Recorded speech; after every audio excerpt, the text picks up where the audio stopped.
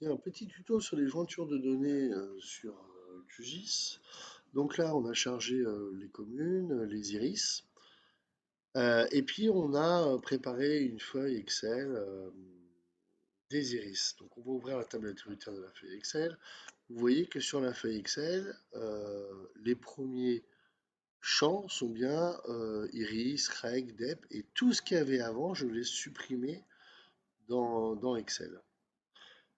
On ouvre aussi la table attributaire des iris.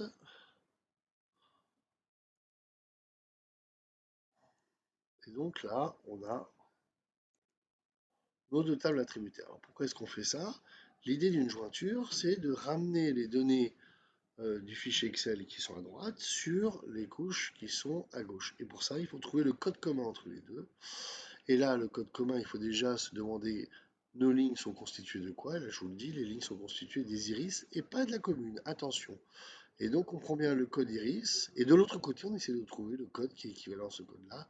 Et bien, c'est le code iris. Donc là, ça sera code iris est égal à iris. Donc, on va pratiquer notre jointure. On fait un clic droit sur les objets, et pas sur la feuille. Et pas sur la feuille. Donc là, vous voyez, sur nos objets iris NCP, on fait un clic droit, on fait propriété. On va chercher l'onglet qui concerne les jointures. On fait créer une nouvelle jointure en cliquant sur le plus. Donc là, on veut joindre la couche qui s'appelle euh, Iris Pop Feuille 1. Les champs de jointure sont donc, on a dit, Iris. Et de l'autre côté, c'est bien code Iris. Et on fait OK. Et on fait appliquer. Si maintenant on regarde la table attributaire de nos iris, on a bien les quelques champs qu'il y avait, plus toute notre table de données qui a été joint à cette donnée.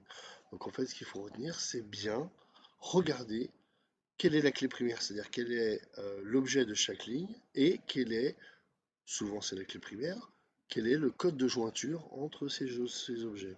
Une fois qu'on a fait ces objets, eh bien, on peut du coup cartographier les données que nous avons joints. Et ça, on verra ça dans le tuto prochain.